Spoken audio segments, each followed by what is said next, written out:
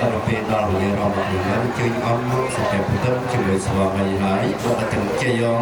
សួងសុខអង្គរំបានពេលដល់ជើញអង្គមកសម្រាប់ទៅជាមួយស្វាមីពិតជាវិប្រមសពមែនផងបើមែនបានជាបន្តខ្ញុំ